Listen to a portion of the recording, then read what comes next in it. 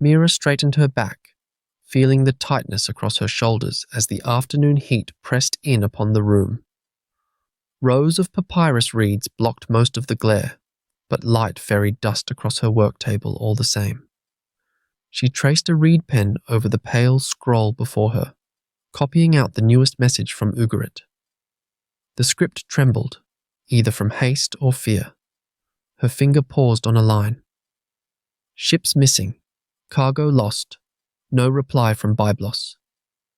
Behind her, voices rose, spilling in from the palace courtyard. Temples and traders' houses across Avaris buzzed with the same agitated mood. Outside, 2 Phoenician merchants squabbled in stilted Egyptian. Mira leaned closer to the fretwork window and caught fragments. Cedar shipment gone. Pirates, not Egyptians. Markets burning in Ashkelon. Mouth tight, she dipped her head.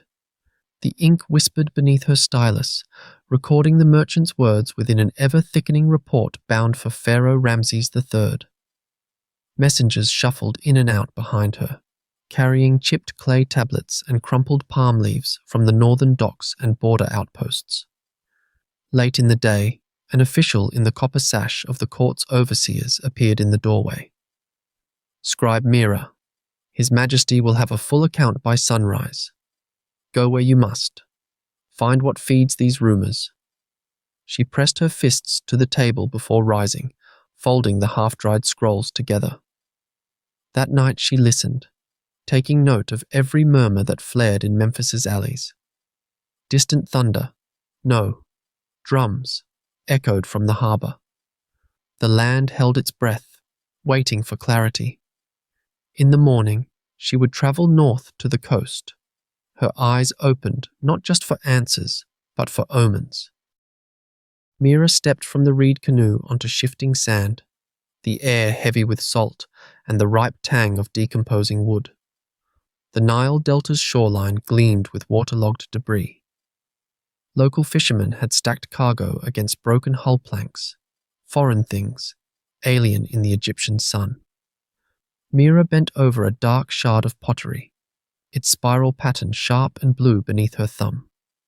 This design was Mycenaean, known only from amphorae ferried from the far Greek isles. She jotted a note for the pharaoh's report. The fishermen spoke of the storm that had dashed the ships here. Their voices were wary, faces drawn. Along the tide line, Mira met a limping man wearing a singed cloak. He introduced himself as Kalaios from Ashkelon, his voice hoarse with exhaustion. The sky turned to blood, ships painted with monsters, warriors in strange helms. His hands shook. We were no match. They burned the town and took the strong men. I ran, swam for hours. Most were not so lucky. Mira thanked him, her pen scratching as she recorded every detail. Other survivors told similar tales. Some mentioned raids up the coast, Gaza, Dor, Tyre, places Mira had only known from merchant ledgers. At the fishermen's urging, she examined their piles of flotsam. Bronze arrowheads still stained red, a carved ivory gaming piece, and more Mycenaean shards, some partly melted. All of it pointed west, toward lands of mystery and fear. Seabirds wheeled and shrieked overhead, pecking among the bits of broken pottery and rope. Mira wrapped a piece in linen, then began the task of cataloguing relics, her list growing longer with each wave. The archive of the treasury was cool and shadowed, the air thick with clay dust and resinous ink. Mira wiped her palms and unfolded the next cuneiform tablet, its wedge-shaped marks pressed deep and hurried. She puzzled over the words. The hand was Prince Amurapi's of Ugarit.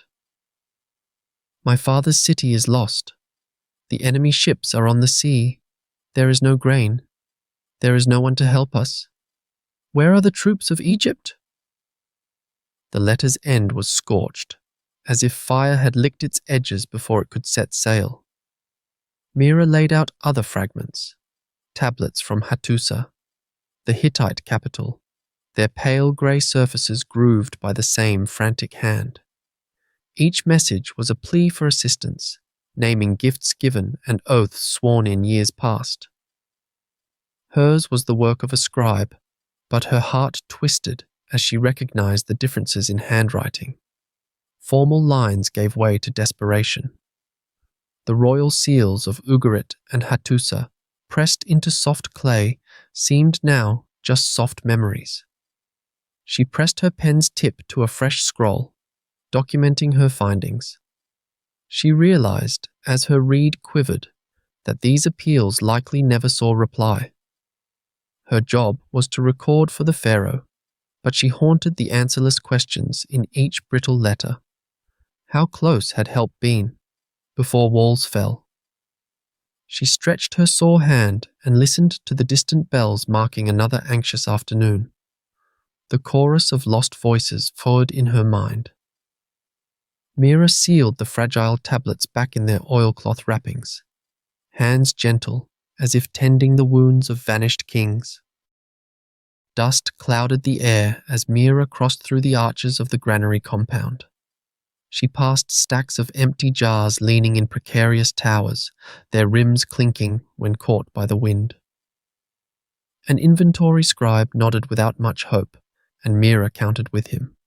1, 2, 20, row upon row, devoid of grain. She recorded the tally, the usual columns of barley and emmer now more wish than fact. She moved outside among the fields. A group of elders sat huddled beside a dry irrigation ditch. Their faces were grooved like the drought-stricken earth. Mira crouched beside the oldest woman, her hair a white crest. "How was the sowing this last year?" Mira asked softly. "Empty clouds, empty hands, child," the woman replied without anger. "We tossed seed on dust, hoping. When rains came, they vanished before the sprout." Another farmer, fingers stained from years of harvests, spoke of a swarm. Locusts so dense they blotted the sun, devouring what little had survived the thirst. In the shadow of the granary wall, Mira unrolled a recent dispatch. The decree blamed the failed harvest on the year of drought and strange winds. She copied the words, hands steady, but her gaze drifted over the assembly of tired farmers. She, and the pharaoh's officials, could record numbers and dates, but not the silence left in every hut, nor the hollowed eyes of those who could not leave. Mira watched a child scraping at cracked mud for roots. The report would show losses, yes, but the ache, she could only carry that in memory, inked between the lines. Memphis teemed with the displaced, but Mira recognized the Hittite refugees by their careful speech and foreign tunics patched with Egyptian cloth. In a shelter near the temple courtyards, she listened to their stories. One grey-bearded man, once a scribe himself, described the night the city walls fell. "We heard the thunder of rams, the gates splintered, every roof carried flame. Old men wept in armor. It was not a battle, but an ending." A row of children watched, eyes wide and wary. One boy, his hair shorn unevenly, carried something bundled under his tunic. When prompted, he unfurled it. A strip of faded red cloth adorned with a stamped double eagle, edges torn, blackened by smoke. Mira reached out, tracing the emblem with reverence. "From the city?" she whispered. "My father found it in the ash," the boy replied, voice steady. "He tied it to a stick so we'd not forget where home had been." The fabric smelled faintly of burnt cedar.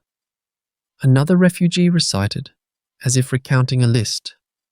The palaces razed, the temples crushed, and the archives scattered to wind. "We fled under smoke, not knowing if the king still lived. Runners vanished.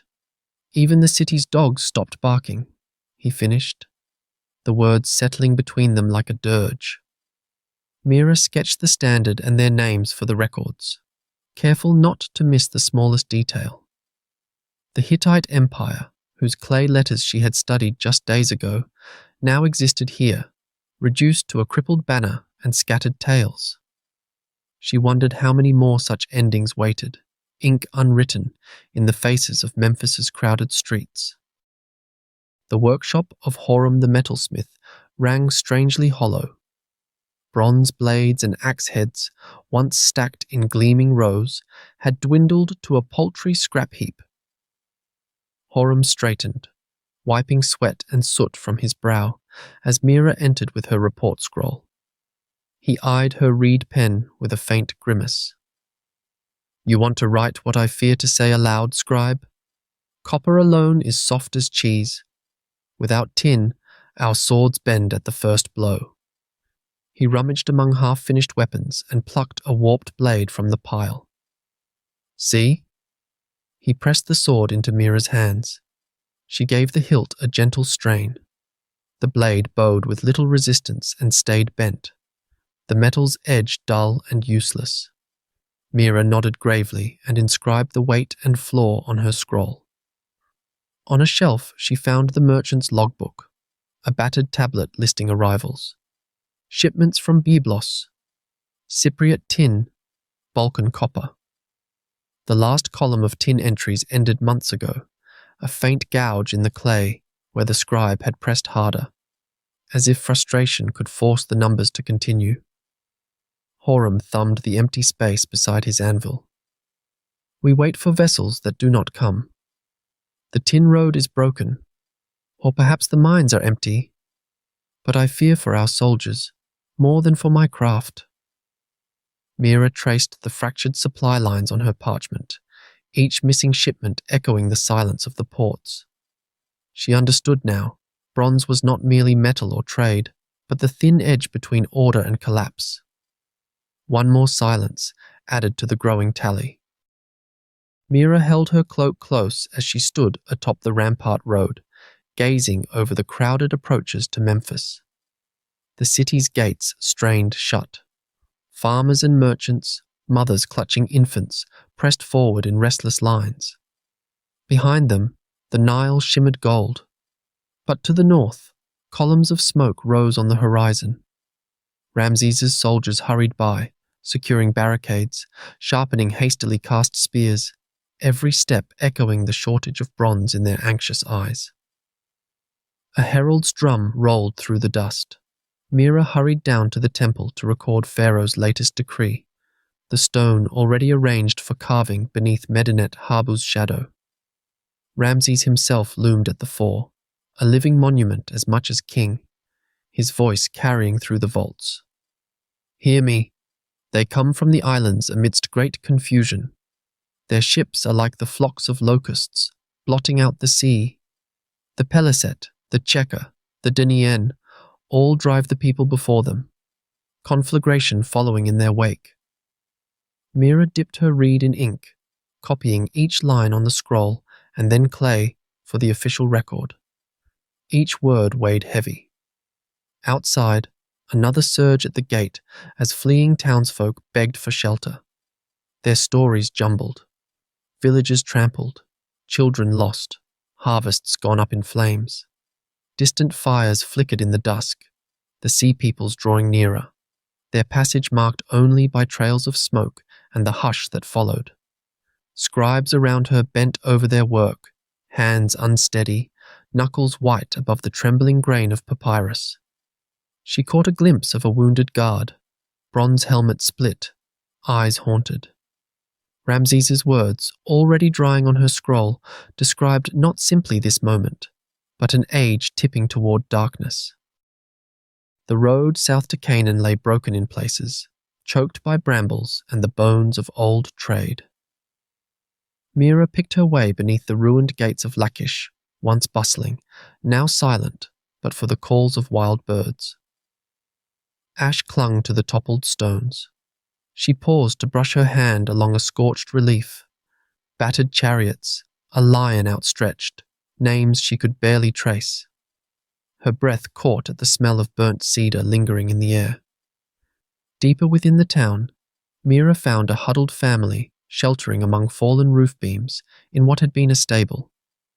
The patriarch, Shemuel, spoke in a voice roughened by smoke and hunger. "The night was red," he told her. "The fields full of strangers. My youngest hid in the manger. I dared not open the door till morning. By then, nothing was left but ashes and the echo of drums." She set their names and sorrows to parchment, comparing their story to the terse Egyptian records, scribbled hieratic notes on tablets now tucked in leather bags. Those reports spoke of disorder in Canaan, lost tribute, and roots unsafe. But the weight of a little girl's broken doll, pressed into Mira's palm as a mute gift, carried more than numbers or titles. She saw evidence of the panic, a half-buried bronze mirror, shards of imported jars from Ugarit, once traded for oil and wine. Each ruined settlement, Megiddo, Ashkelon, Gaza, added new testimonies. Mira's report swelled with them, a patchwork of loss and longing hastily stitched. She wrote quickly, daylight fading, before sorrow fell with the darkness. Twilight bled across the courtyards as Mira returned to Thebes. On her battered map, city-states had been crossed out or ringed with ink. Ugarit, gone. Hattusa, empty. Lachish, Ashkelon, Byblos, each marked by a silent symbol, signifying absence. One by one, the great nodes of trade and trust had flickered out, their lights extinguished. In the archive offices, refugees clustered, scribes from the north, Hittite and Canaanite, their hands stiff above borrowed pens. Mira recognized the milky awkwardness, the fading of skill, the struggle to recall a script now rarely used.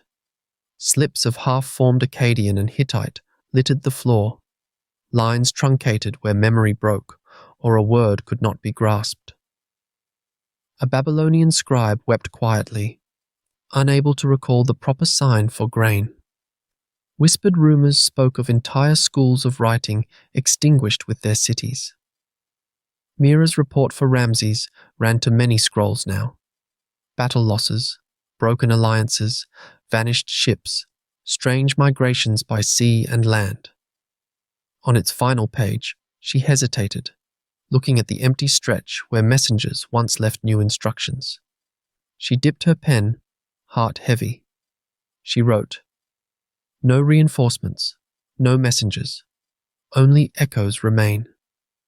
She pressed the tip to a scarred wooden tablet, watching the ink dry to a dull sheen. Outside, the wind stirred the papyrus reeds. The future would read only remnants. In this dim afterglow, Mira gathered her notes to present to the pharaoh, knowing that this record, like the age itself, bent now beneath silence. Mira waited at the palace gates, scroll pressed between her palms, the cool leather gone damp where she clutched it. The court official approached, a sallow Libyan eunuch, his face pinched with paperwork and fatigue. Mira bowed, offering the scroll with both hands. Their fingers brushed lightly, the only ceremony permitted. The official nodded, gazed not at her, but at the wax seals and the dense script that curled around them. He turned, vanishing into the hush of the record chamber, where other reports rested in piled confusion, a generation's archive, written as the world unraveled. After, Mira lingered in the palace corridor, observing a new cohort of scribes hunched at low benches. Boys with reed pens squinted at old model texts, fragments rescued from northern cities where the schools no longer stood. Their teacher, once from Ugarit, tapped out the word neighbor in faded Manaean, guiding their hands over letters whose names none could now pronounce correctly.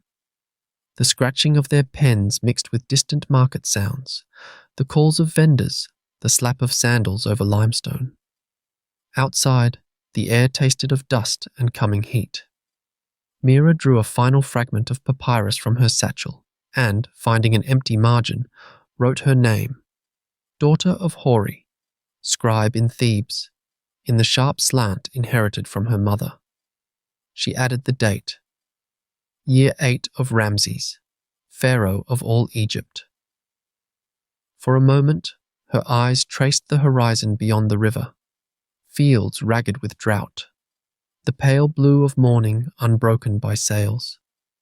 Would anything endure? The walls echoed with the slow learning of children and the brittle sound of new words for old things. Mira closed her ink, pocketed her reed, and stepped quietly into the growing light.